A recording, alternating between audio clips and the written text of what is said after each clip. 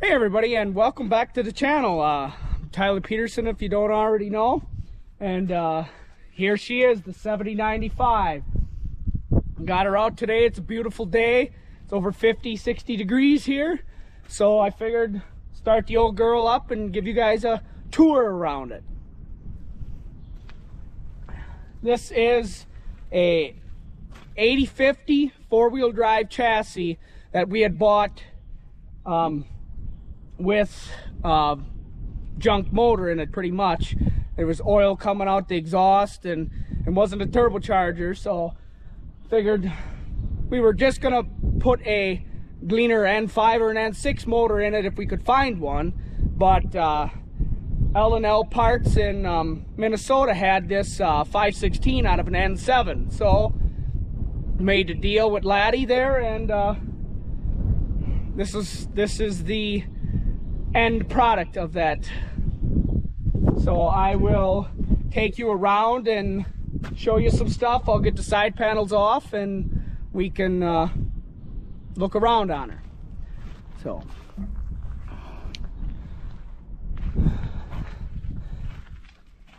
as you can see, I have a hood extension here because it needs to be at least 6 inches longer. I bent them up myself. You can go around a little bit here. The previous owners had cut the axle shafts off, as you can see there. I was a little disappointed in that, but we don't really need duals on her with these big fatties on her. So them are 710 70 38s. I had taken the 3-point arms off and pretty much the whole 3-point. I want to get a Western style one of these where it doesn't have the shaft across or none of that stuff, because we really are not going to use this thing on anything with a 3-point. Sorry about the wind if there's wind on here. It's kind of windy today, but anyway, seeing that this was an 8050 chassis to begin with, it had the small 1540 shaft on her, and our local dealer Nemeth Implement had a big 1000 shaft from a 8070 that they had done a conversion to, so got that from them boys down there and swapped that in. And of course we needed a longer longer drawbar and the bigger PTO guard, and them come from our good buddies at Heitman Tractor. The Marks over there, them guys help us out a lot for sure. But so we'll go around here. Don't mind the overspray there. Sorry about how I'm talking. I got a cold and like a strep throat or something from the chillins at home, so but anyway, so we'll go here. Just a little show you around here. She just clears there. It's a little tough to fit that big motor in here, as you can see. Try to tuck everything in there, but I did have to put a little bulge right there for the turbocharger. Our big fan that's in there, I'll get to that a little bit later in the video. But as you can see, I had to cut the side panel a little bit there for clearance. And we'll go underneath here.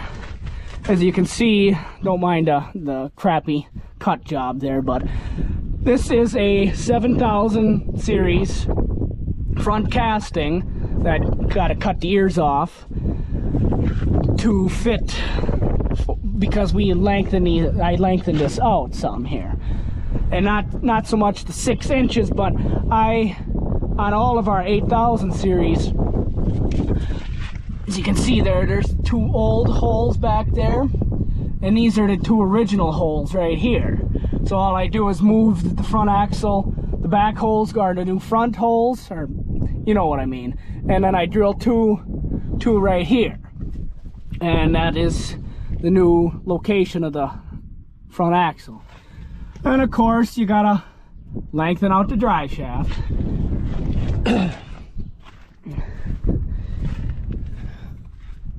I will take you up inside. Don't mind the dust on the old girl. She's been sitting in the machine shed all winter here, so. And it's a little dirty. My boots are kind of muddy, so. But this is all gray interior that I just redid when I painted the tractor. And that was fun in itself. But this is all from Fair Cab Kits.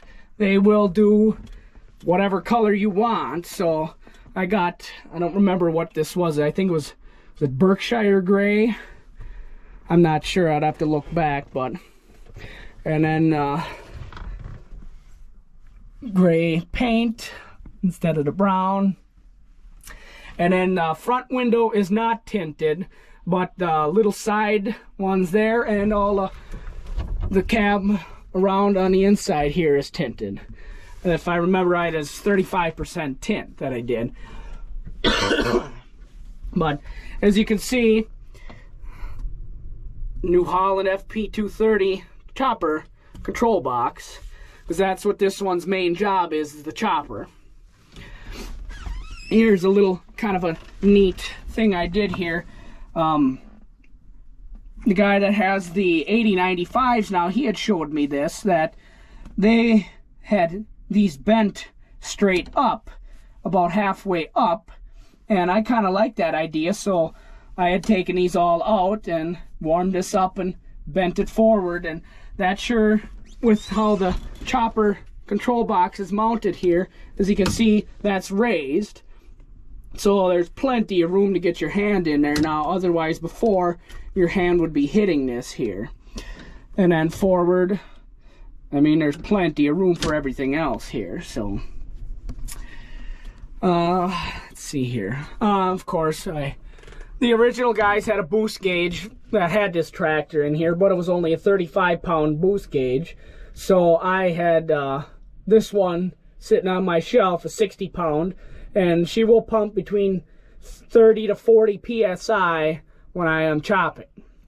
So, not bad for an old girl, but I will show you why in just a minute that it pumps quite a bit.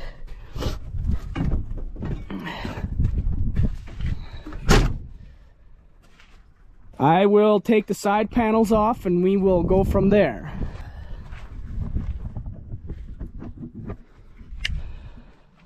Okay. So, here she is, the N7 or 516 cubic inch 685i engine. We'll start on this side first. The original motor here had two smaller filters like what's on the 7000 or 6000 series, and I wanted to keep this thing close to 8000 series, so this is the original fuel filter base from the 8050 motor that was in here. So but these are a little bit different filters, and I don't know if you can see that, a P550-774 that will fit on any 8000 series filter base, and that is a much better filtering than the original Allis ones. Not saying that it's bad, but it's just that this is better here. So we want the greatest, best and greatest filtering capacity that we can have here. And don't mind the sticker there, but this is the starter that would fit. And because you can't use the original inline starter that was on the 426, it needs to have the offset like this one has. And my buddy out in Pennsylvania, he was starting a project similar to this. He had put a 516 and an 8070, and that's where I kind of got the idea from him. But this is the part number of the starter that he used, and I don't know if you can see her down in there. Nah, but you need to grind on the starter just a hair, about 1/8 of an inch, and just touch the block off a little bit that's right there. they have a little, kind of a little jaunt out and then goes back to the adapter plate. So I hit that a little bit with the grinder and she is mint. So, and then another thing here, the oil fill, because the combine motors have the oil fill up in the valve cover. So who wants to have to crawl up there and trying to get the oil in there? So I took the original tappet cover off here, cut and drilled hole in there, and put that original 426 oil fill right there. So that come out real nice. The original P pump, the P3000 that's on here, hasn't been touched except for the bumper spring in here, because we were getting kind of a weird lope at first, and I don't know if it had something to do with being a combine motor and the ag governor that's on here. And anyway, so I adjusted that a little bit, and she runs great now. So we'll go a little further forward here. The original air conditioning on the 516 is they have a big thing out here, you know, and it's just, we didn't want that. So I took the original 426's air conditioning compressor bracket and cut these pieces off because you wanted some adjustment there, and I made this bracket here to bolt onto the top, and you can kind of see I got a little brace under here off the front cover, and that works out perfectly, and got the belt there. And this one, this pump though, is not for an 8050 or the 426, because they have the two ports that come out the back and then you bolt it on. This, I found it had two threaded style on here, and I wanted it pointed up. I didn't want it pointed back because there ain't much room in here. So, and then this line goes there, that line goes there, and simple as that. Okay, we'll get to the fan here now. So the original I had done on this before it was painted or anything like that, I had put a 9-blade fan from, I don't know what Cummins it was or whatever.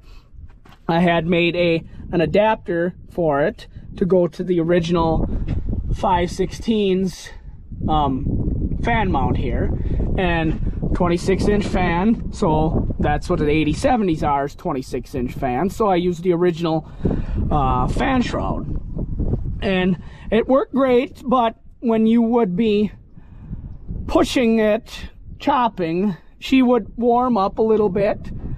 But then by the time our 16-foot chopper boxes were full, she was warm, but then by the time I'd get to the end of the field or whatever, she would be cooled back down and it would be just fine. But I didn't really like that, so this is the thing that I did here. Is this is a 30-inch fan off an I want to say an ISM Cummins. It had the same pilot on it that my 26-inch fan did, and I put that in there. It's got just enough clearance, and it's not like the fan is going to come backwards at all. You know, when it's moving, it's going to be wanting to go forward. So I had a local metal shop roll me a 31-inch band or whatever it was, and I took that and I made the side pieces all the way around and tried to get it, make it look halfway decent and be able to take it apart. And but I didn't want to, because this is 3/16 steel, and not that it needs to be that thick, but I wanted something to be nice and rugged.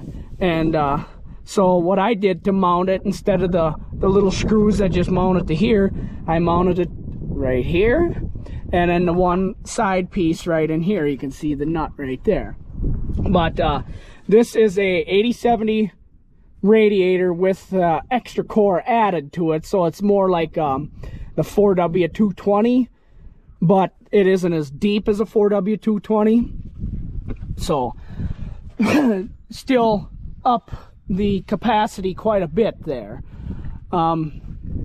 This is a 7080 air cleaner, same exact air cleaner that the N7 uses, so it was plenty good. I do not have it aspirated. I just didn't have enough room to run everything under the hood. Let's see here. These are the original 8050 coolers up front. So that's that. Lines and stuff, I just took them off, measured them, got them 6 inches longer, and put them on there. We'll go to this side. Okay, as you can see, she is pretty tight in here. I got my radiator hoses here that I redid. I had metal tubes going the whole way, but it was such a pain in the you-know-what to move them, whatever. And with this big fan in here, I wanted to do something different. So I went through the Gates book and found the correct bends and what looked right and ordered them up, and that's there. And as you can see down in here, I got this nice bending hose that goes down and down into there, and I have a stainless 45-degree pipe in there to kind of make up the difference in there. And same with up here. This is just a straight piece of stainless, so we won't have to worry about it rotting away at any time soon. So let's see. Well, I made the turbo adapter because this is a turbocharger off in a D12 Volvo semi. This is what they call an HX52 whole set. It's not quite a bit bigger on the inducer, but it is bigger. But the exhaust housing is smaller, but it is much better flowing than the original. And she pumps boost at idle, so I'm getting about 2 psi boost at idle, and she really goes, that's for sure. And I remade this before I painted it because I had an oil drain with a tube coming down, and it just did not look good, and I wanted a better flow instead of the number -10 or 10 JIC fittings. I went to a 12, so 3/4 inch, and 3/4 inch hose down to here, and whoop, right back into the block like the original was. I'm gonna have to do something with that right there. We don't want that. But then, because this motor did not have a bypass filter when I bought it, so what I did, this is the original bypass filter off in the 8050's 426, of course, and I made a bracket to tuck it in there. You can see right into there. Comes off in the top of the filter housing into there, and then back into the block, right back in there. Well, it's not the block, but it's the front cover. So, and I had looked at some pictures.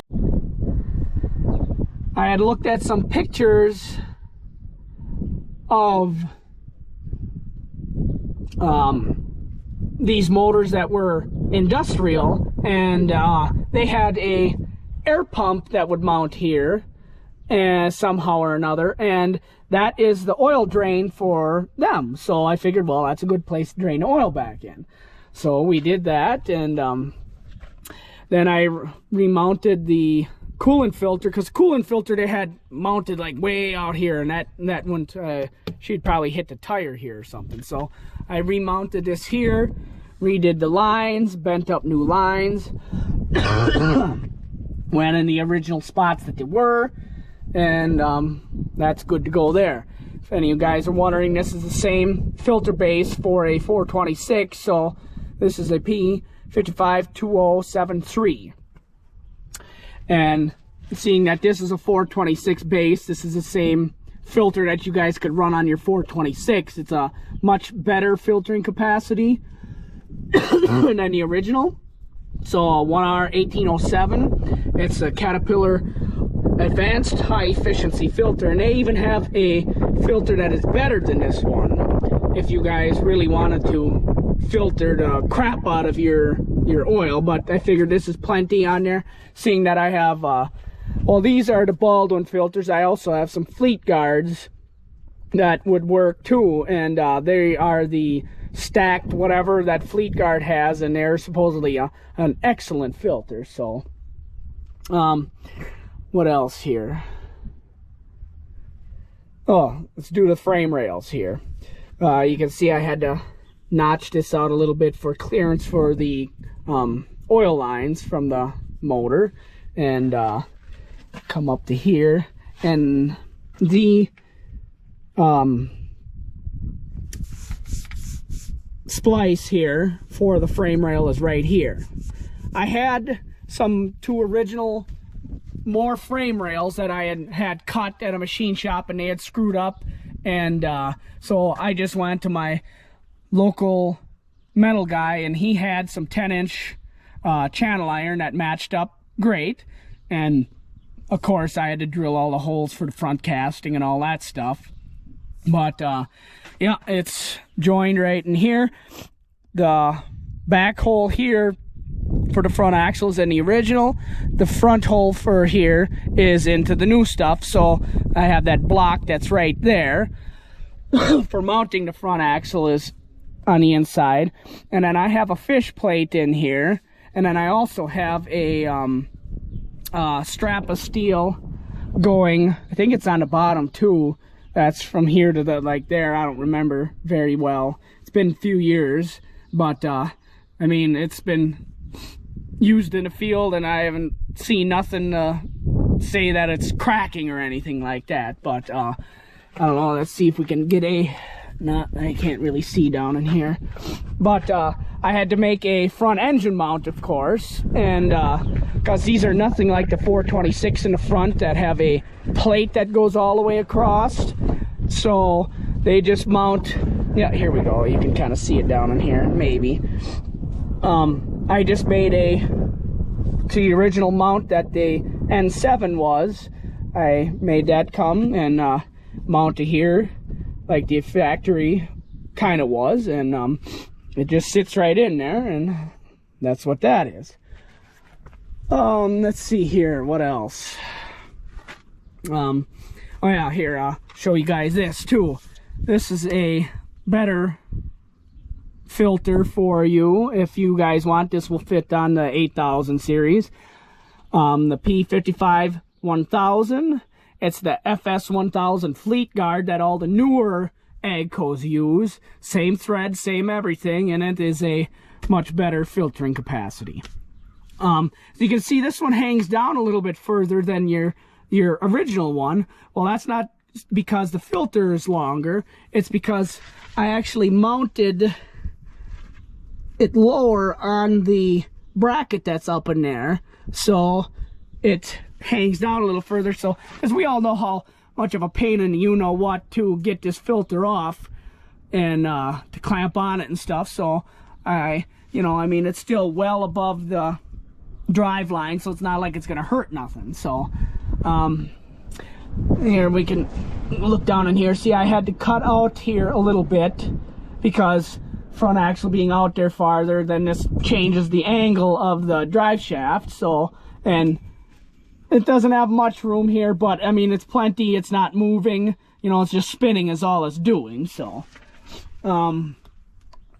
front axle, before we had bought this, the original owner had already replaced everything in the front axle, so it was, you know, that was worth what we paid for it, you know. So let's see here, what else?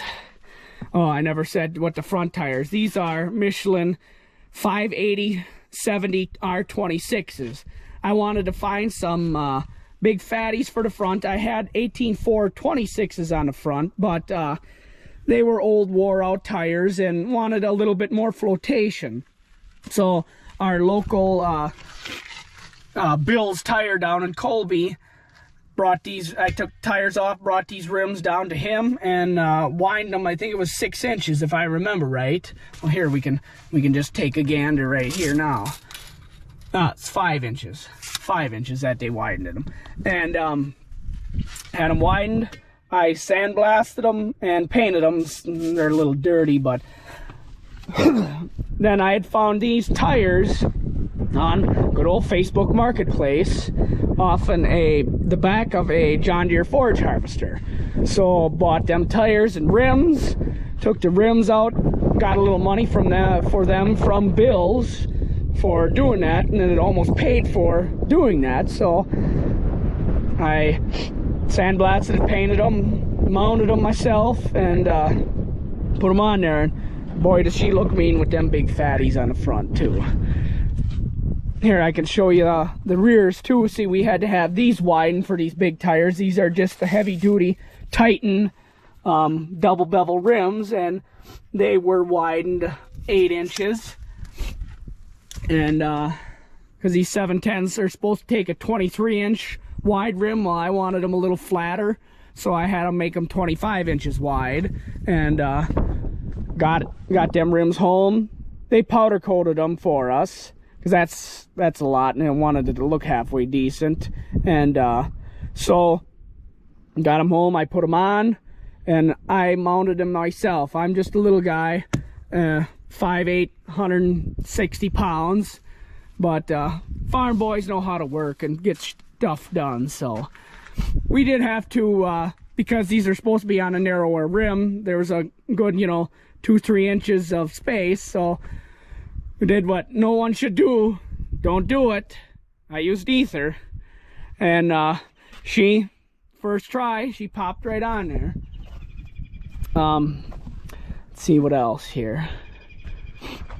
Oh, I just did this when I painted it. All LED lights in front, LED flashers, beacon for the idiots out on the road that we all know, LED lights on the back.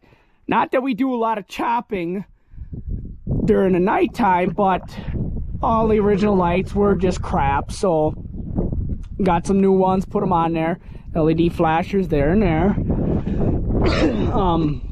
Yeah, and painted the whole thing. Didn't paint this down here. I mean, I could have, but I just want the tractor to look halfway decent, and because she's a working girl, she is not a trailer queen or whatever you want to call them. And so now some of you might think, well, that this thing with that big motor, well, you're just gonna bust something. Well, the thing is, the 516, yeah, it's 270 horse at the flywheel in the combine. This is 255 horse out to PTO. It's got a power shift in it. Haven't had any trouble with it at all so far in the few years that we've been running it on a chopper. And I mean, I'm not saying that I abuse it, but she gets worked, and I mean, it's just great. And I mean, we could have put an 8.3 Cummins in it, but we're kind of purist here, so wanted a bigger motor for the chopper tractor, and so this is what she got, is that big 516 cubic inch engine. The 4W305s have, I think, is it 200, it's less than this thing is, with that 731 cubic inch motor. Has less out to PTO than this thing does. So this is a excellent motor.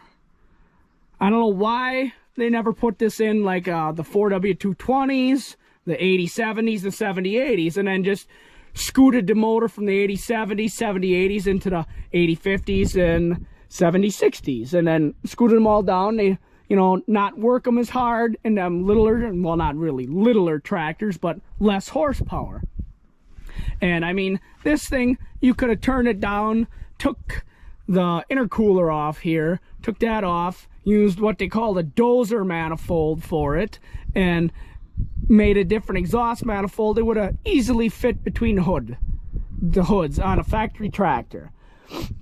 And it's just kind of amazing what they had at their what would you call it, their disposal, and never used.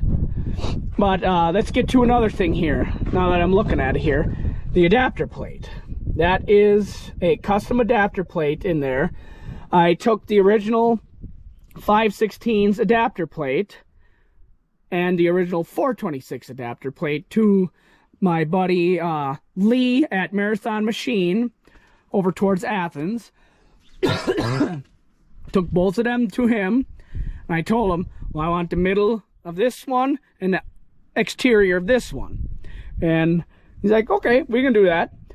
And what's funny is the sealing surface in the middle of the for the crankshaft seal is exactly the same between the 426 and this 516. Exact same size. So had him make all that stuff. He made it beautifully. It's got the O-ring seal in the back for against the block, so that doesn't leak. And one thing we did though, instead of the torque limiter, it has a torque damper. Now, some of you guys is thinking, well, what's a torque damper? Well, it's kind of like what the newer Internationals have, that it is just bolted, the plate is bolted to the flywheel, and then it has the spring action piece in the middle like your regular clutch disc does. And I took the original 426 flywheel and had it machined, because the bolt pattern on the back of the crankshaft is the same as the 426. Only thing is, the standout is just a scad less. I think it was like 15 thousandths. So I had my buddy again at Lee at Marathon Machine had took the flywheel over there, told him I needed the ring gear 15 thousandths further that way, and he made also a washer for in the middle that was pressed in for where the input shaft pilot is. He made that for me so I could put the original 426's input shaft pilot bearing or bushing in there. Did that. And then for the torque damper, I had to make a 1/2 inch thick spacer because we wanted it a little further, you know, don't have the out at the end of the splines, but further in on the splines. Not that we thought it was going to twist something or anything like that, but figured, well, why not? And he made a 1/2 inch spacer plate and mounted that torque damper in there and bolted her on there. And it's, I mean, no slipping, no nothing, and it's just been great. So that is that. Let's see here, what else? We used the original 80/50s piece here where the side panel clamps down on the top here. Well, I made new ones of these here for holding this, and made a little bracket so it would hold the top of the 7000 series. And then I made a piece up here. I don't know if you guys can see it here. I'll climb up here. Made a spacer piece here just to bring it back to what the original was. And then I bent this little radius here and comes all the way down and closes everything up there. And these here are for the latches on the sides. And yeah, so that is the 7095 pretty much. If any of you guys want to know anything more on this, I'd be more than happy to show you guys, or, you know, let me know. So put this thing back on here.